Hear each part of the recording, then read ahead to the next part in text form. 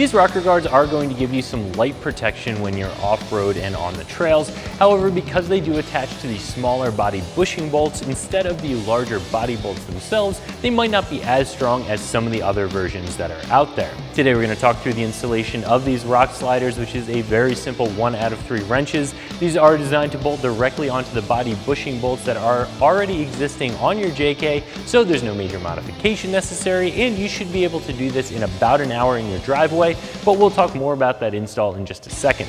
These rocker guards are going to be made of a 2-inch round tubing that is 0.12 inch wall thickness, giving you a very strong rock slider. Again, it really comes down to the way that these mount that make them a little bit less protective than some of the other sliders out there, not the build quality or the build materials. Of course, these are covered with a textured black powder coat finish, which is going to resist rust and corrosion, as well as matching a lot of the factory plastic black accents on your Jeep and a lot of the other aftermarket accessories. Now, even though these do come up on the side of the rocker a little bit, really following the angle of that factory pinch seam, these aren't going to make a great step. Of course, these are going to be rounded. They are pretty tight up against the rocker of the Jeep, so you can use it as a step, but it's not really designed to be one, so it's not going to be that useful in that capacity. Getting these installed, again, is a very simple 1 out of 3 wrench install that you should be able to do in about an hour in your driveway. The first step in the installation is removing the 2 body bushing bolts from each of the bushings